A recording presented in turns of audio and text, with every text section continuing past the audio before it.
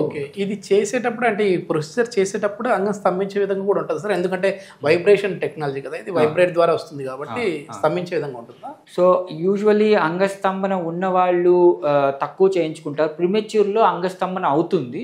So వాళ్ళు holding capacity improve అయ్యేటట్టు అవుతుంది. కొంతమందికి ఎరెక్షన్స్ డ్యూరింగ్ ప్రొసీజరే వస్తాయి, బట్ దే ఫీల్ హ్యాపీ, అయ్యో ఇన్ని రోజులు రాంది నాకు ఇప్పుడు వచ్చినాయని. బట్ యూజువల్గా మనం ప్రొసీజర్ చేసేటప్పుడు అంతగా ఎరెక్షన్స్ ఉంటాయి. ఓకే. ఏమైనా టాబ్లెట్స్ లాంటివి కూడా మళ్ళీ యూజ్ చేయాలా ఈ ట్రీట్మెంట్ తీసుకుంటూ?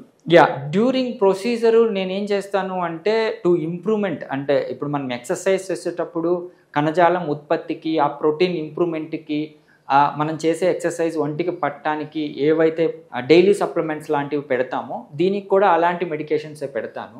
సో వయాగ్రా లాంటివి నేను వీలైనంత వరకు అవాయిడ్ చేస్తాను.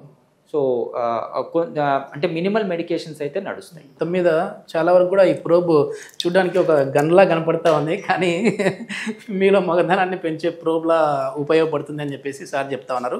సో మోస్ట్లీ వచ్చేసి 2 to 4 months అయితే ఈ ట్రీట్మెంట్ ఉంటుంది, ఎలాంటి సైడ్ ఎఫెక్ట్స్ అయితే ఉండవని చెప్తున్నారు.